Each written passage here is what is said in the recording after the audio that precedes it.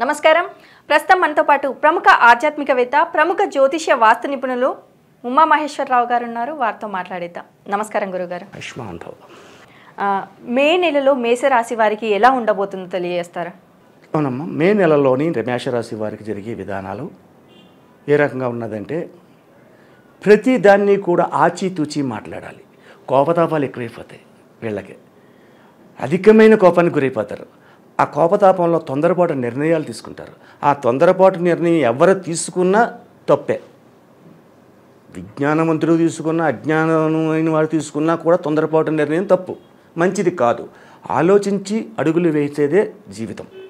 అటువంటి ఈ మేషరాశి వారు ఎక్కువగా చదువుకునే వాళ్ళ గురించి చెప్పాలి.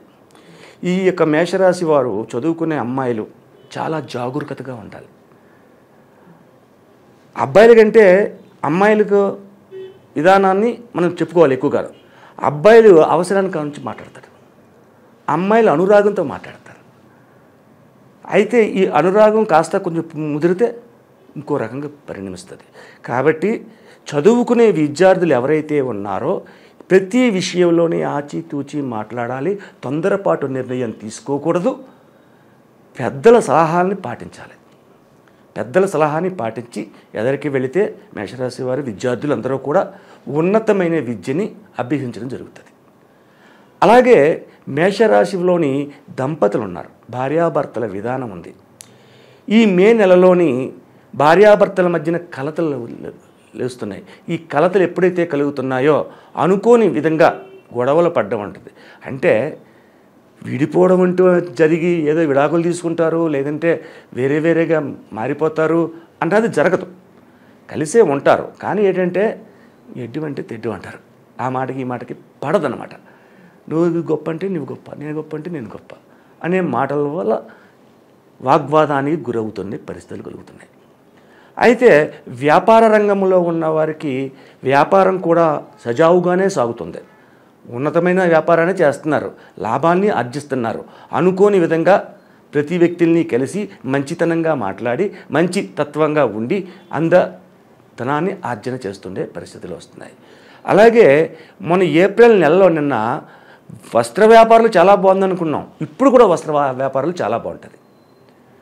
లాయర్లకు బాగుందనుకున్నాం ఏప్రిల్. మే నెలలో కూడా ఏప్రిల్ లాగే లాయర్లు కూడా ఉన్నతమైన స్థానానికి వెళ్తుంటారు. అలాగే డాక్టర్స్ ఉన్నారు. డాక్టర్స్ కూడా అత్యధికమైన లాభాన్ని పొందుతూ ఉన్నతమైన స్థానాన్ని పొందే విధానం ఇక్కడ ఎక్కువ కనపడుతుంది. ఇక రాజకీయ నాయకులు ఉన్నారు. ఈ రాజకీయ నాయకుల్లో చాలా చాలా చాలా మార్పులు, ఒకదానికొకటి పొంతన లేని మార్పులు జరుగుతూ ఉండి ఏం చేయాలో అర్థం కాక తికమక పడుతూ ఉండి చేసే పనిలోని ఒక ప్రత్యేకతను సాధించలేక తర్జన భర్జనలు పడుతూ ఉంటారు. రాజకీయ నాయకులకు ఉన్న పరిస్థితి మే నెలలో. అలాగే చంద్రబలాన్ని తీసుకుంటున్నాం. మనం ఇక్కడ చంద్రబలాన్ని తీసుకుంటున్నామంటే చంద్రుడు పాడ్యమికాడి నుంచి స్టార్ట్ అయినప్పుడు వచ్చేది శుద్ధ చంద్రుడు వచ్చాడు. శుద్ధ చంద్రుడు అంటే ఎదుగుతూ వస్తున్నాడంటే చంద్రబలం వల్ల ఏ రంగాలకు ఉపయోగపడుతుంది అంటే వివాహ రంగాలకు ఉపయోగపడుతుంది. వివాహాలు కాని వాళ్ళకి వివాహాలు శ్రీరామనవమి వెళ్ళిన తర్వాత నుంచి వివాహాలు జరగడానికి అవకాశం ఎక్కువగా ఉంది. అలాగే విదేశయానం చేసే వాళ్ళకు కూడా అనుకూలవంతమైన పరిస్థితిని ఈ మే నెలలో కూడా కనపడుతూ ఉంది. ప్రతి విషయంలోనే కూడా జాగరూకతతోటి అడుగులు ముందుకు వేస్తే ఇటువంటి వివాదాస్పదమైనటువంటివి కూడా రాకుండా ఉన్నతమైన స్థానానికి చేరేదే ఈ యొక్క మే మాసంలో వస్తుంది. వైశాఖ మాసం అంటే అన్నిటికీ శుభప్రదమైన మాసంగా చెప్తుంది. అందులోని కుజుడున్న స్థానము లాభస్థానంలోనే మేషరాశికి ఉన్నాడు. కాబట్టి ఏదైనా భవనములు నిర్మించడం కానీ లేకపోతే పొలములు కొనడం కానీ చేసుకుంటే అత్యధికమైన లాభదాయకమైన పరిస్థితులు ఈ మేషరాశి వారికి ఉన్నాయి. ఇక ఆరోగ్య విషయంలోకి వెళ్దాం. ఆరోగ్య విషయంలోకి వెళ్తే కేవలం స్త్రీ దంపతుల్లో భార్యాభర్తలలో భార్యకు మాత్రమే అనారోగ్యమైన పరిస్థితి ఏప్రిల్ నెలలో ఎలాగైతే ఉందో ఇక్కడ అలాగే ఉంది. అంటే జాగరూకతను ఎక్కువగా తీసుకోవాలి. గర్భసంచులకు సంబంధించినది, హృదయానికి సంబంధించిన వ్యాధులని వెంటాడుతున్నాయి మేషరాశి వారిని. ఆ వ్యాధుల నుంచి యోగదాయకమైన స్థితిగా మారాలి అంటే ఈ యొక్క మే నెలలో లక్ష్మీ ఆరాధన, అలాగే పంచముఖ ఆంజనేయ స్వామి ఆరాధన, సుబ్రహ్మణ్య స్వామి యొక్క ఆరాధన. సుబ్రహ్మణ్య స్వామి ఆరాధన అంటే మేషరాశి వారికి ప్రతి మంగళవారం కూడా సుబ్రహ్మణ్య స్వామి టెంపుల్కి వెళ్ళి పాలాభిషేకం చేయించుకోవాలి. పాలాభిషేకం చేసినందువల్ల సుబ్రహ్మణ్య స్వామి ఆలయంలో జరిగిన పాలాభిషేకం వల్ల సమస్త రోగాలను నిర్మూలన చేస్తుంది. ఈ ఆడవారికి ప్రత్యేకంగా మంగళవారం ప్రతి మంగళవారం వెళ్ళడం, సుబ్రహ్మణ్య స్వామికి పాలాభిషేకం చేయించడం. ఉట్టి పాలాభిషేకం కూడా చాలు, ఇంకేం అక్కర్లేదు. ఒక కొబ్బరికాయ కొడతారు. ఆ తర్వాత ఆ రోజు నాడు శాకాహారం చేస్తారు. సాయం సంధ్యా సమయంలోని మరల శివాలయానికి వెళ్ళి శివ దర్శనం చేసుకుని వచ్చి ఉపవాస దీక్షను పాటించాలి. అంటే కాఫీ, టిఫిన్, పండ్లు, పాలు లాంటివే తీసుకోవాలి. భోజనం చేయకూడదు సాయం సంధ్య.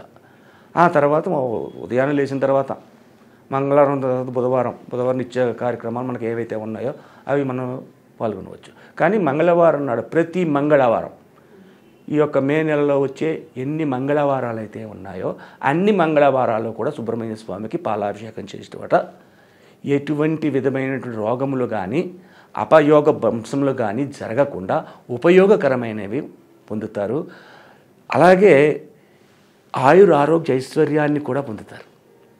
అటువంటి శుభదాయకమైన ఫలితము ఈ యొక్క మే నెలలో సంప్రాప్తం అవుతూ ఉంది. అయితే స్త్రీలు మాత్రం జాగ్రత్తగా ఉండాలి. అలాగే విద్యార్థినులు, ఆడపిల్లలు అయిన వారు కూడా అత్యంత జాగరూకతను వహించాలి. సరే, మే నెల నుంచి మొదటి వారం నుంచి రెండవ వారం వరకు ఇలాగుంది. లాస్ట్ అంకం ఏ రకంగా ఉంది?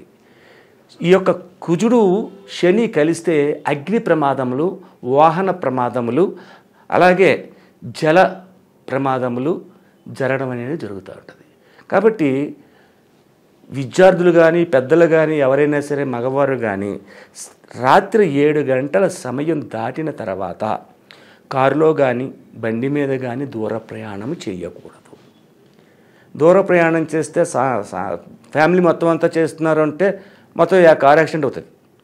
అటువంటి విధానాలు సంప్రదించడానికి చాలా ఎక్కువ అవకాశం ఈ యొక్క రాశిలో ఉన్నాయి.